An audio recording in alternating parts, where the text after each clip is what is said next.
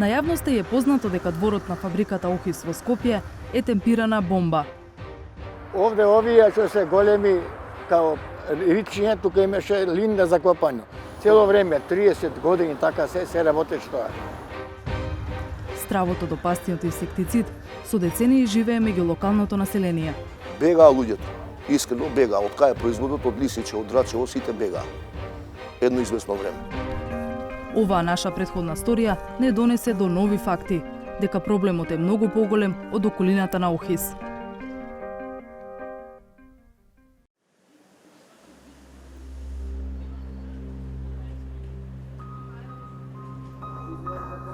Доктор Марина Крстевска-Константинова од Клиниката за детски болести со години ги истражува здравствените нарушувања кај децата. Професионалниот интерес ја инспирирал и докторската дисертација во 2007 да ја посвети на здравјето на младите. Изборот паднал на истражување на опасниот пестицид DDT во крвта кај девојчиња со предвремен пубертет, чиј број од година во година растел. Ја бев шокирана, навистина, затоа што очекував едно, а добив друго. Шокот кај докторката бил зашто пред да почне истражувањето, очекувала да најде присуство на еден пестицид кај девојчињата со ран пубертет. Но анализите направени во Белгија со помош на белгиски доктори покажале присуство на друг пестицид. Земени биле примероци од крвта на 56 девојчиња од различни делови на Македонија, но најмногу од Скопје, кои предвреме влегле во пубертет. За споредба била тестирана и контролна група од 24 девојчиња само од Скопје. Резултатите покажаа дека нашите деца, некои мал процент, околу 10 до 15%, имаат деривати на DDT, тој PP и DDE, но голем број, скоро сите деца, дури и контролната група сигнификантно повисоки вредности, имаше на линдан.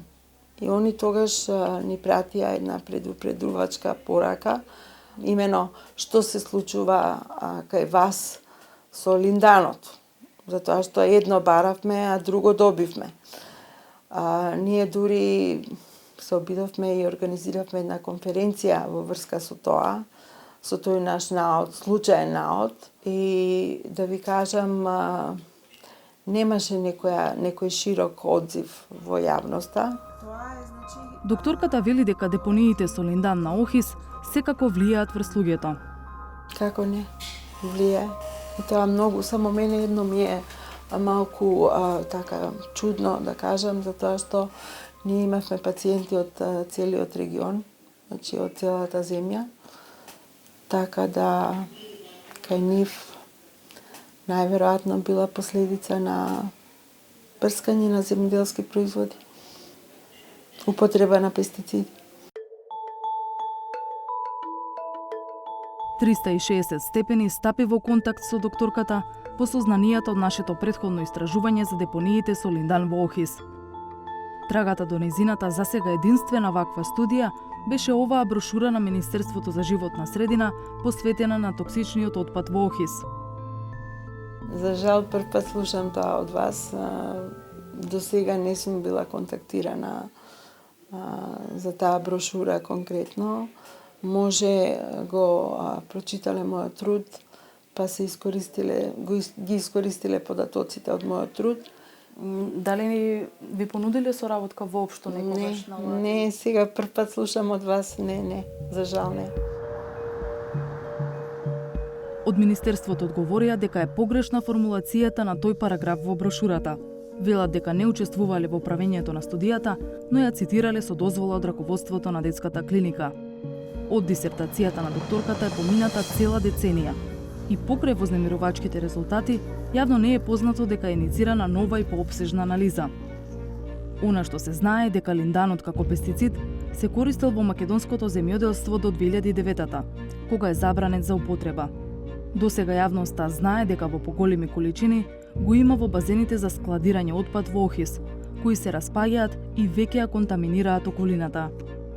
По објавувањето на претходната сторија, до нас стигна тврдење дека кругот на фабриката не е единственото место каде се складирале остатоци од инсектицидот. Поранешниот вработен во Охис, Сретен Стојковски, тврди дека опасен отпад се одлагал и во депонија над населбата Драчево, кај локалитетот Пеленица.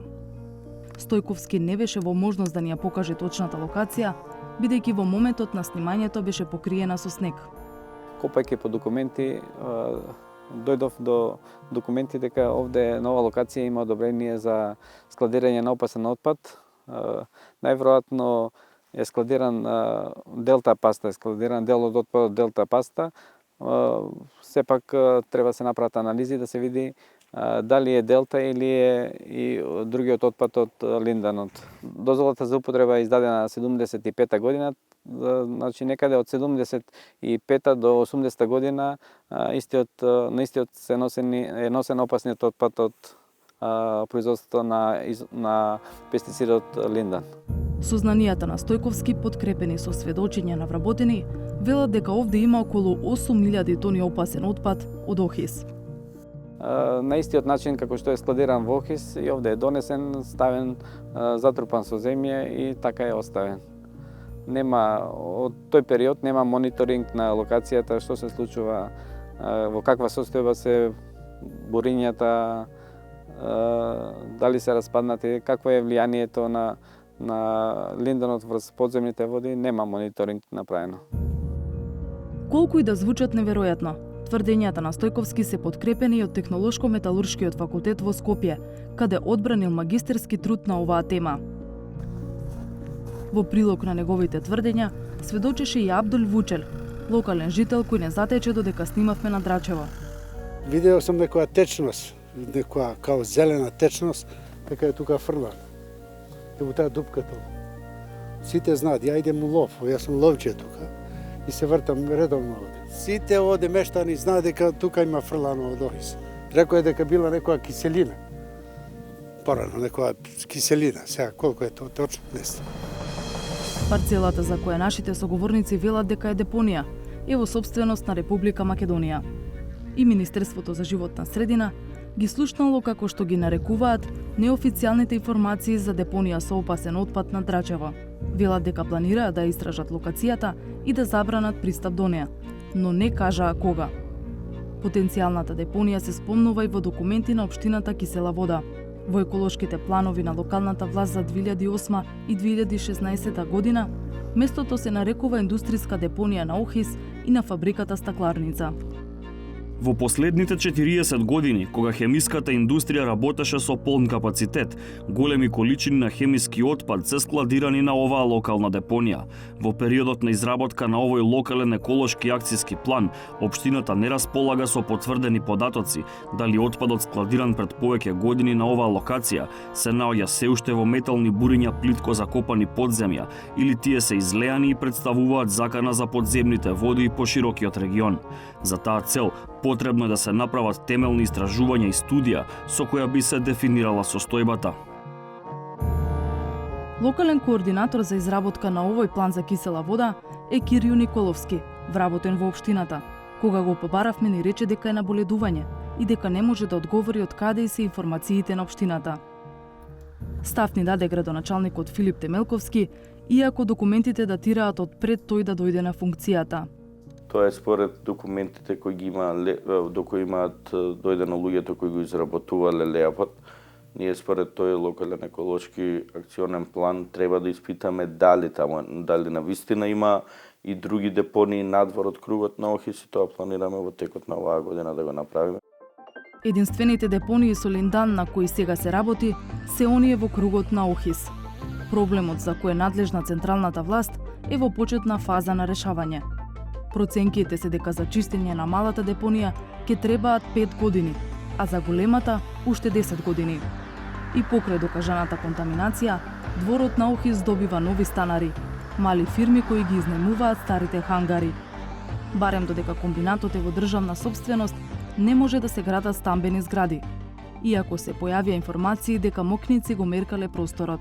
Деталниот урбанистички план се уште не е донесен за Охис во фаза на изработка. Така да се уште си актуелен стариот, каде што исто така е дефинирано дека е индустријска зона. И со новиот во овие моменти се дефинира како индустријска зона за лесна и незагадувачка индустрија. Дали тоа ќе го обврзе следниот купувач да... Тука не сме ние вклучени како општина во преговорите. владата како најголем доверител и стечајниот управник би требало да ги праша така, бидејќи они имаат повеќе информации. Колку токсичен отпад и на колку локации остави Охис? Зошто се дозволува нови фирми да работат во кругот на фабриката? Ова беа само дел од прашањата на кои не добивме шанса за одговор од стечајниот управник и покрај нашите обиди. И институциите на извршната власт не понудија многу повеќе. Докторката Крстевска Константинова го поставува прашањето какви резултати би добиле сега ако повторно се направат крвни анализи кај деца. Линданот кај детето може да предизвика многу големи промени. Делувам на многу системи на органи, така да на првиот место би го ставила нервниот систем. Значи, може децата да добијат напади на грчеви, односно конвулзии, епилептични напади, може пореметување во развојот да се случи. Исто така, репродуктивниот систем, ова ние што го испитувавме, значи предвремен развој на пубертет, исто така проблеми со, кога ќе го добијат пубертетот, проблеми со репродуктивниот систем, со хормоните, значи може да дојде до пореметување на овареалните циклуси, значи исто и кај возрастните тоа се случува, значи пореметување во фертилитетот, во плодноста, но не само кај девојчињата, значи кај машките може да настане проблем со сперматогенезата.